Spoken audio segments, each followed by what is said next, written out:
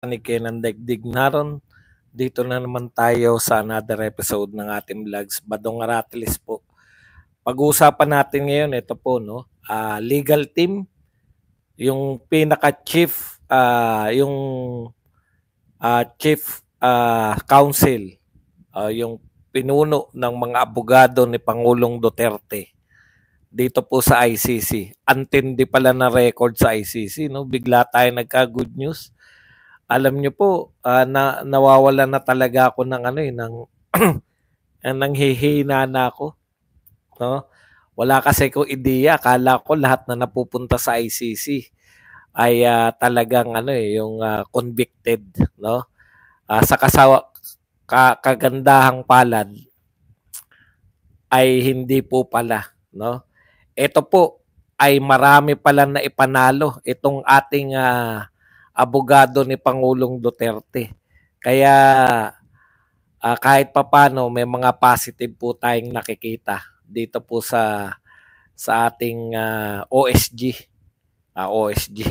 Chief Legal Counsel ni Pangulong Duterte. Lahat ng good news ngayon, sa dami po ng bad news na dumarating kay Tatay Digong, yan pong good news na maganda po ang record. May mga high profile cases po pala to.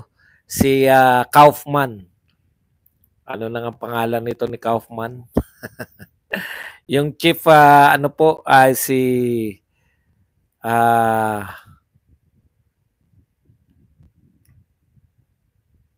sino na nga to? Nicholas Kaufman. Isa po siyang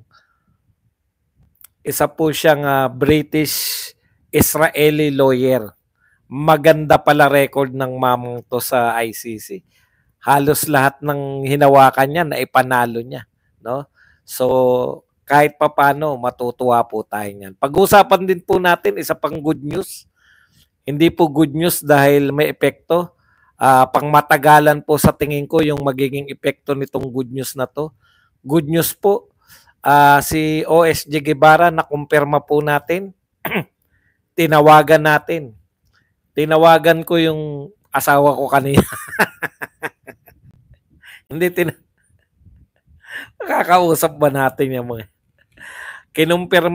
nakumpirma po natin yung mga sinasabi nyo kanina na yung Office of the Solicitor General Minardo Guevara ay hindi po kakatawanin ang mga tauhan ni Marcos dito po sa isinampang kaso ng mga anak ni Duterte. Ito pong habeas corpus.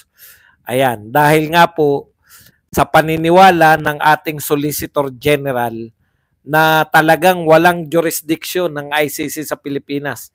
Paano nga naman niya ipagtatanggol, no? Yung pagdadala ni Duterte o pagdadala kay Duterte sa ibang bansa kung siya mismo, abogado na mismo ng ating gobyerno hindi naniniwala na sa jurisdiction ng ICC. Kaya talagang sablay-sablay po ito. No? Kahit na po ano sabihin ninyo, kung yung mismong dapat magtatanggol sa gobyerno sa pagpamimigay niya, pinamigay niya po si Pangulong Duterte, dapat yung magtatanggol sa gobyerno, hindi po ipagtatanggol ang ating pamahalaan. Yan po mga pag-usapan natin at iba pang mga balita. May balita po tayo tungkol kay Lacson, dito po sa pagmo-monitor ng 61, sa iba 58. Imagine niyo ang dami, no? Doon na lang tayo sa 58. Untian na natin. 58 na sabay-sabay sa iba't ibang parte po ng mundo. 58 na rallies ang naganap. Yan po mga pag-usapan natin, pero bago yan, kung bago ka pa lang dito sa ating channel, mag-subscribe ka na. Dahil ito lang ang tayong channel na may kinikilingan, may pinapanigan, una sa balita, uli sa impormasyon, kaya ano pang hinihintay nyo? Pindot na. Okay, pag-usapan natin. No? Ito po muna. Alam nyo, hindi ko maintindihan talaga tong ABS-CBN. ABS-CBN, nagpapalusot kayo no? Nagpapalusot kayo ng fake news. Bakit? Hindi porket sinabi ng PNP, yun na lang ibabalita nyo. Hindi na ba kayo marunong? O kaya sabihin nyo na ito sinabi ng PNP, pero sa palagay namin, hindi ito totoo. Dahil nakita naman natin. Ito po ang sinasabi nitong PNP na binalita ng GMA. Alam nyo naman itong mga to. Yung kanila pong, anong tawag doon, yung kumbaga yung pinapakita sa madla. Ang sabi po ng ABS-CBN, ito tignan nyo po. Bagamat hindi masasabing fake news, nanlilito po itong mga to. Okay. Sabi po ng ABS-CBN,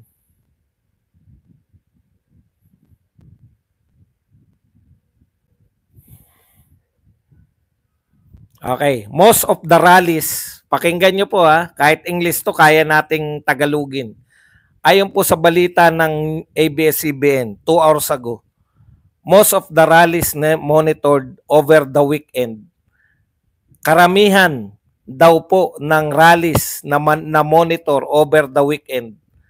Karamihan, ibig sabihin po ng karamihan, more than half o dapat report, di ba? Okay. Magugulat kayo, kapit lang po kayo. Ganito po sila. Ito sa akin, fake news na to eh. Kung may fake news po dapat imbestigahan, mahilig magsalita ng kumakalat ang fake news, kumakalat ang fake news. Etong mga media, basahin ko lang.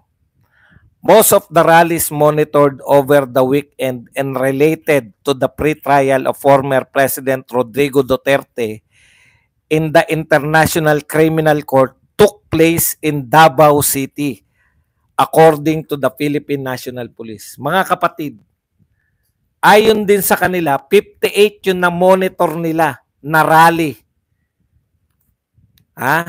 Sa atin, kung tayo magbabalita, dahil makatotohanan po tayo, itong 58 rallies na to ay naganap sa buong Pilipinas at sa iba't ibang parte ng mundo. Pero ayon sa ABS-CBN, naganap daw yung karamihan ng rallies na yan sa Davao City. Hindi po Davao Region Davao City lang daw. Ibig sabihin, kung 58 yan, dapat kung karamihan, ano po ibig sabihin ng karamihan? Mas marami yan sa kalahati. Di ba?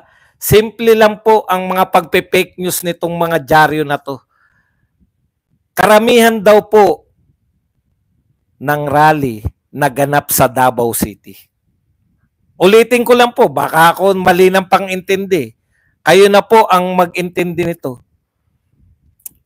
Most of the rallies monitored over the weekend related to the pre-trial of former weekend. Ibig sabihin po na weekend, Sabado at Linggo. May naganap daw na 58 rallies. Pero karamihan daw niyan, basahin ko took place in Davao City. Imaginein po ninyo, karamihan daw sa mga rallies na pro-Duterte ay naganap lamang sa Davao City. Tapos sasabihin nila, according to the Philippine National Police. Alam nyo, lumang tugtugin na yan. Wala ba kayong mga mata? ABS-CBN?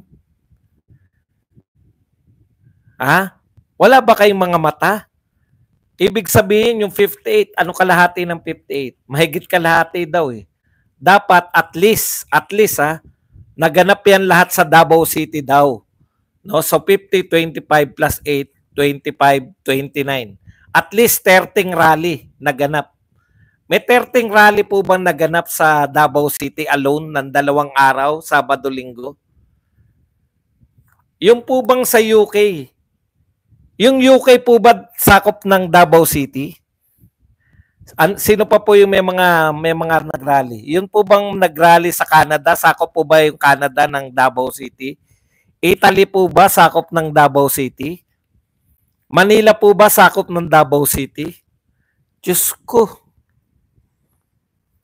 Ano ba naman kayo? Para lang sabihin na mga taga Davao lang ang mga nagrally. Karamihan na nagrally, taga Davao lang. Kita nyo, ganyan po sila. Tapos ang lalakas makapagsabi ng fake news. Kita po ng mga tao, hindi po namin kinakailangan na sabihin na buong mundo nagrarally. Yung Japan ba, ilan sa Japan? 4 sa Japan eh. Yung Japan pala, Davao City pala nakakasakop sa Japan. Italy, Spain at Finland, Davao City ba yung mga yan? Okay. Antindi nyo. Ayan po, ganyan po sila magbalita. Ang saya, no? Masaya po talaga sa Pilipinas eh. Yung mga nagsasabi po ng totoong balita, kami po, mga vlogger, kami pa yung laging inaakusahan. Sa Korea din pala. Davao City rin ng Korea.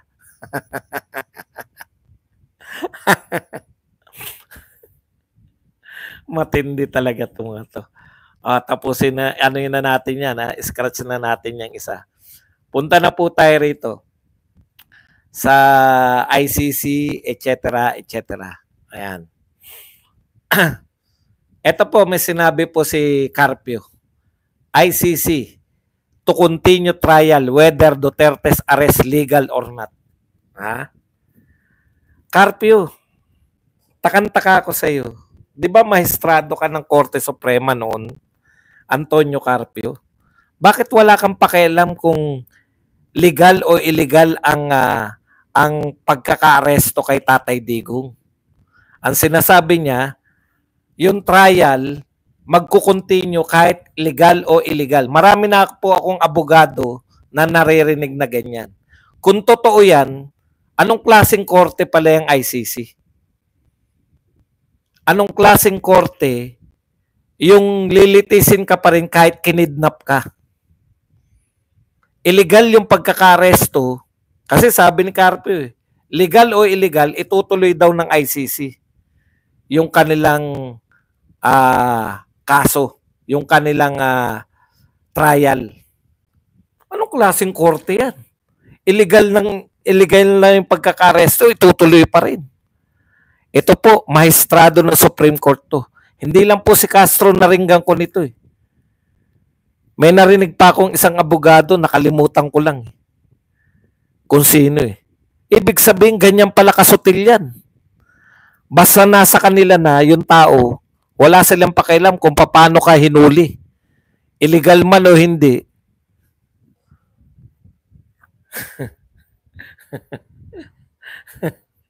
Okay. Basta nasa kanila ka na, lilitisin ka na. Ito pa isa. Mga maliliit lang muna bago tayo pumunta dyan. Medyo mali ako ng kodigo. Given na eksperto sila, given na tama na si Duterte, kasi sinasabi ni Duterte yan eh, di ba? Na ay nuutusan ko sila na patayin nyo. Di ba? Tama yan, naririnig natin yun. Yun daw. Si Duterte daw mismo ang nagbigay ng overwhelming na ebidensya laban sa kanya. Pero hindi po yan yung usapin eh. May overwhelming na ebidensya pala. Bakit hindi nyo rito sinampahan ng kaso? Ang usapin po dyan, di mas lalo nyo sanang sinampahan dito sa Pilipinas ng kaso kasi overwhelming na pala yung pag-amin ni Duterte. Bakit kinakailangan nyo pa siyang dalhin sa ibang korte? Dinadala nyo kasi na may kasalanan ba si Tatay Digong o wala. Hindi po yun yung usapin namin eh. Ang usapin po namin ng kidnapping, wala po siya, no? Wala po silang jurisdiction dito sa atin. Wala silang jurisdiction para litisin si Pangulong Duterte. Meron na po ba sa mga tauhan ni Pangulong Duterte na tumanggi? Tinatanggihan po ba na wag siyang sampahan ng kaso? Hindi po, wala po. Pero sa Pilipinas, yun po yung pinaglalaban nating mga Pilipino. Bakit nyo siya, di kung sinasabi nyo na may overwhelming na ebidensya na si Duterte pa nag-provide, hindi ba mas lalo siyang dapat litisin dito sa Pilipinas? Hindi yung dinala nyo siya sa ICC? Di ba? Yun yung usapin eh. Kaya tama rin to si Antonio Carpio. Narito na yan eh. Kaya dalawa na po yung problema dyan. No? Hayaan nyo na po na may abogado si Pangulong Duterte, mukhang hindi na po ibibigay yan ng ICC, no? Sa legal na paraan kasi nakuha na nila pinamigay. Magkakaroon po ng problema yung mga illegalista dito na namigay. Ang bintang na kidnapping, maaring lusot ang ang ICC. Pero hindi po makakalusot doon yung mga nagdala sa kanya.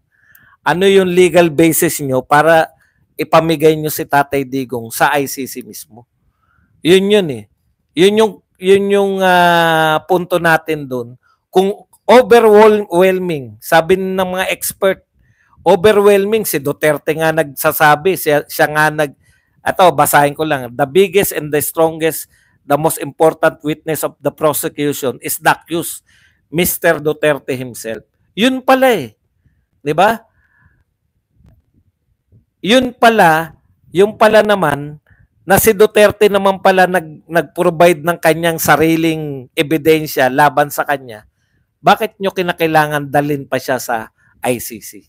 Okay, punta tayo ngayon. So dalawa na po, no? Iba po, hindi po magkarugtong. Lilinaw ko lang po, hindi po magkaiba na po yung kaso. Iba na po yung kinaso dito ng mga anak ni Duterte, kinakasuhan na po nila, pinalalantad nila si Pangulong Duterte dito sa mga nagdala sa kanya kung saan. Pag hindi nila nailabas yan, may kaso po sila, di ba? Hindi nila mailabas Okay, iba na po yung usapin doon dahil mukhang hindi na isosurrender yan ng ICC. Ang good news po, para naman may good news tayo. Ay, bura na po yun Nagkamali po ako, hindi pala yun yung tinantosan ko. Ang tinantosan ko pala doon, dito pa rin dapat kahit na anong katwiran ninyo. Sabihin nyo na very guilty si Tatay Digong. Yan po ay krimen allegedly na ginawa ng Pilipino, allegedly sa mga Pilipino, allegedly sa Pilipinas. Wala pong kinalaman ang labas ng bansa dyan. Ikalawa, crime against humanity ba yan? Kung 43 lang? 43 lang Matatawag na bang crime against humanity kung 43 lang sa loob ng 8 taon? I-divide nyo po.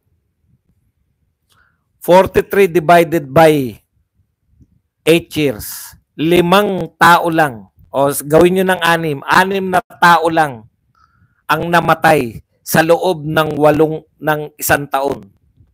Yan ba ay crimes against humanity na? Okay. Doon naman po, yan po ang patutunayan ng legal team niya. Ngayon, ang good news po, ito pong kanyang legal team, isang British-Israeli lawyer, ay maganda po ang kanyang record pagdating po sa ICC. Nananalo, championin po, hindi pa po natatalo to. Magaling po siya na butasan ang kanyang mga kalaban dito po sa tinatawag nating yung mga prosecutor, no? Nananalo po siya sa legalidad, sa technical. Marami pong mate-technical dito kasi ayan na nga yung sinabi ni Medaldea, siyempre paglalaban nila yan. Ikalawa, jurisdiction.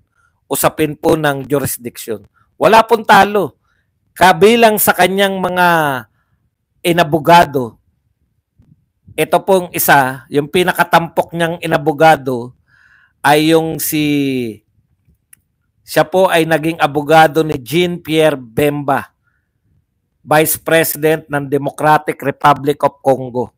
Tignan niyo po kung ano po ang kanyang, na-convict po siya noong 2016 si Bemba ang kaso niya po ay war crimes and crimes against humanity. Tindi, no? War crimes. Yun po kasi talaga ang nililitis dyan sa ICC, war crimes po. Kaya nga international At least may gera. So ito po, siya po ay na-convict. Ito pong si Jean-Pierre Bemba. Pero dahil sa husay ng abogado natin, napawalang sala po siya. No? napawalang sala itong si Bemba ng Congo sa appeals chamber ng ICC. Isa pa po ay si Eli Mokom Gawaka. Siya naman po ay isang militia leader from Central African Republic. Ano po ang akusasyon sa kanya? Again, war crimes and crimes against humanity. Napupunan niyo po, yung crimes against humanity sa mga kaso sa ICC ay involved po yung mga war. May gera po dapat. Putya kaya nga eh. Ha? Di ba? War against humanity, lagi po siyang kaakibat o katambal lagi ng war crimes. Ha? Tama. Tama si Tess Reno. Badong. War nga yung drug war eh. Ay, putya o nga pala. Thank you very much muna kay Warlita Paredes na nagbigay sa atin ng $499. And thank you very much, Warlita Paredes. War nga pala. Kaya pa. War against drugs. Yan po. At dahil naprotektahan niya, no? Inatras po ng prosecutor yung kaso dito kay sino na nga yung sinabi ko? Eli Mokom Gawaka. O yung anak naman po ni Gaddafi, si Aisha Gaddafi. Ganun din po, no? Successfully protecting her legal rights despite no formal ICC charges being filed against her. So, kasi po, dahil nga pinagkaisa nila si Gaddafi, di ba? Yung anak niya na magmamana ng mga kayamanan ni Gaddafi, na ipagtanggol niya rin. Ayan, naprotektahan niya yung mga rights ng anak ni Gaddafi. Sino pa ba? Yun po ang mga tampok na pangalan, 3 ang naipanalo nitong tao na to. So, nasa magandang kamay tayo. Samantalang yung prosecutor ay binoto lang yan. Binoto lang po yan ng mga miyembro ng ICC na bansa. So titignan po natin kung gaano talaga kahusay itong abogado ni Tatay Digong. Yan. Kaya good news po, di ba? Yan, dapat makakuha tayo ng mga good news. Kahit po sunod-sunod na bad news. Okay. Sa madaling salita, may nananalo pala. ako natuwa eh. Kasi akala ko akala ko lahat ng mga kinasuhan sa ICC na-convict. Ang dami palang napapalaya din, no? Ang dami rin palang hindi natutuluyan ng kaso. Isa lang po, no? Yung mga kaso po natin naririnig sa ICC, panay involved po lagi may war. Alam niyo po kung bakit? International. At least 2 nationality. No? At least 2 nationality yan. Ito po very internal. Pilipino ang pinaghinalaan ang suspect. Pilipino ang alleged biktima. Sa Pilipinas po naganap lahat ng krimen. At ang problema pa po nila ngayon, ito po, nag-uutos si President Duterte hindi po bilang mafia leader, hindi po bilang criminal syndicate. Si Tatay Digong po ay nag-uutos bilang presidente. Ang war on drugs ay bahagi ng kanyang plataforma. Tumutupad sa kanyang ipinangako nung siya'y nangangampanya. Dito po baliktad eh. Sa Pilipinas lang, no, na nangampanya, sabi niya magko-conduct siya ng war on drugs. Nung naging presidente, nag-conduct nga ng war on drugs at naging matagumpay, 90% po ang approval rating ni Tatay Digong o 89% something. Siya po ay yung campaign promise niya yan. Correct. Pinangako niya yan na lilinisin niya ang Pilipinas sa droga. Nung tinupad niya yung pinangako niya, natuwa po ang mga tao, mahal na mahal siya. At dahil dyan, ngayon, inuusig siya sa kanyang pagtupad sa kanyang campaign promise. Baliktad eh, di ba? Kung sino po yung mga hindi tumupad, 20 pesos na bigas, 1 million pabahay. Itutuloy ko ang mga proyekto ni Digong. Yung mga hindi po natupad, yun po yung baliktad po eh. Wala kayong pakialam. ICC, wala kayong jurisdiction. Ngayong araw na to, pinagdiriwang natin ang ika-6 na taon na pagbaklas natin sa ICC. 6 na taon na tayong bumaklas sa ICC. 6 na taon na tayong hindi miyembro. Paano kayo magkakaroon ng jurisdiction?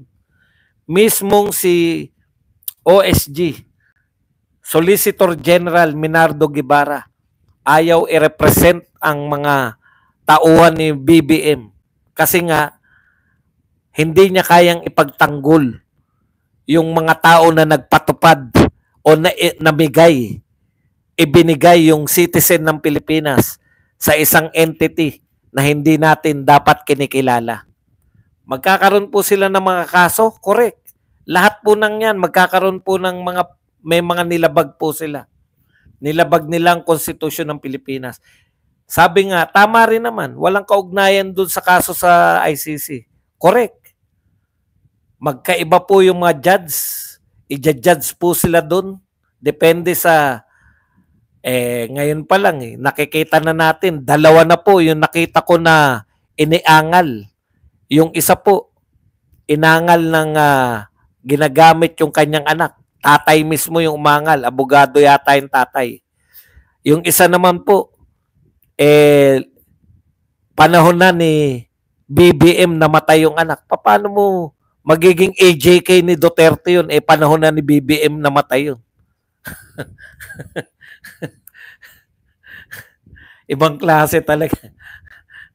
Aling Sheila, okay ka pa ba? Sikat na sikat pala si Aling Sheila, kaya tawa ako ng tawa. Ito pala yun. Ito pala istorya ni Aling Sheila. Okay. Kaya good news po ng good news, no? Pero ito po ang hindi nila mapipigilan. Umamin po si Ping Lacson. Sabi po ng mga leader niya at saka ng mga gobernador at mayor, lalo na po sa Visayas at Mindanao. Ito in-interview si Ping Lacson ni Ali Soto. Umamin sila na apektado po ang mga kandidato ng government. Apektado po yung mga BBM. Ayon po to kay Lacson, no, nire-report sa kanya ng mga leader niya sa Mindanao at sa Visayas. Yan po. Kaya sabi ko sa inyo, ang inisyal na epekto niyan sa mga kandidato ni Marcos. Kung kayo hindi mananalo lahat, isi-zero diretso namin kayo. Kayo may kasalanan yan. Yung mga loyalists, akala ko dapat kayo nagdidiwang. Bakit galit pa rin kayo? Nakakatawa tong mga loyalists eh. Galit na galit pa rin kay Badong eh. Daming galit kay Badong ngayon. Kayo pa galit? Dapat kami galit Kayo ba yung pinakulong yung presidente nyo? Kayo ba yung anak ng presidente nyo? May kasong na nakasalang sa impeachment? Tapos yung tatay, naroon sa ICC, nakakulong? Hindi ba dapat nagdidiwang kayo? Hindi nyo magawang magdiwang, no? Kasi buong mundo, kung saan may Pilipino, nagrarally. Kukwestiyonin nyo na naman ba na nilalangaw? Pati ba yung Hong Kong? Kanina may nagko-question pa sa Hong Kong eh. Di ba milyon ng Pilipino sa Hong Kong? Bakit daw 1,000 lang ang dumalo? Kayo nga kahit 20 wala eh. Kayo nga kahit 20 wala kayong mapaparali sa Hong Kong eh. Bakit libo-libo lang daw?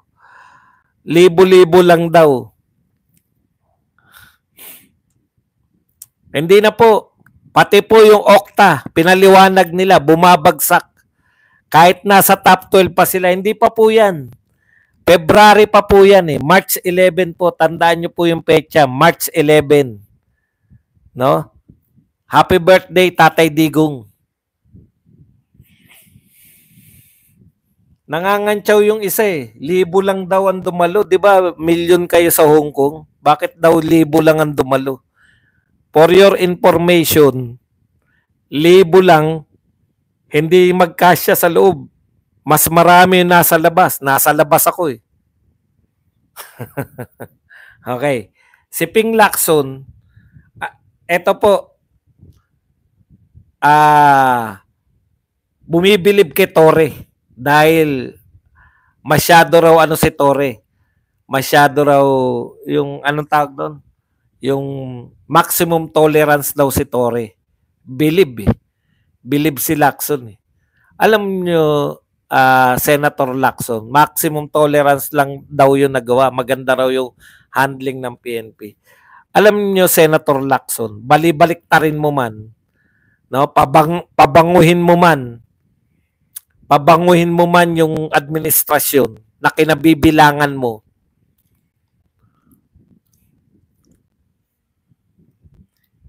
Kahit na wala nasaktan, no? Sabihin mo nang hindi sinaktan si Tatay Digong, hindi sinaktan si Medaldea, hindi sinaktan si Kitty, hindi sinaktan si Abansenya.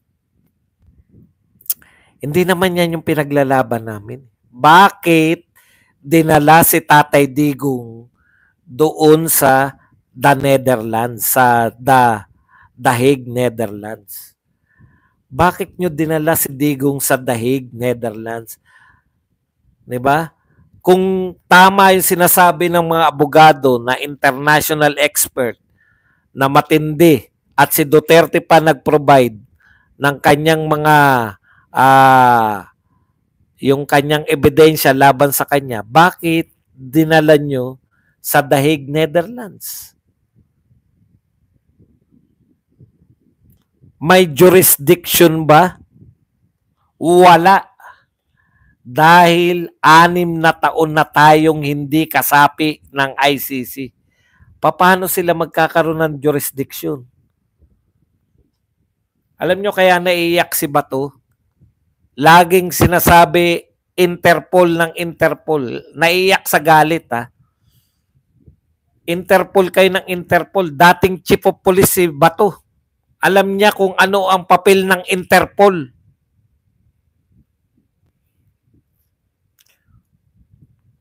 Hindi po makakapasok ang Interpol. Hindi po makaka-enter si Paul. Kung nag-enter po si Paul. Yun po ibig sabihin.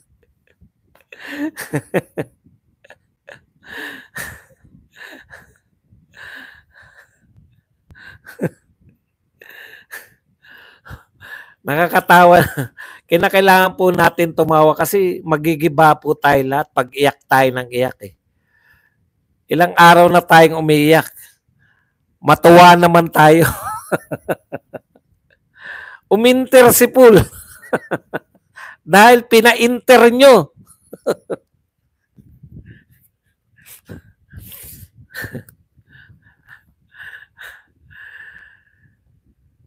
Nakakalungkot mga kapatid.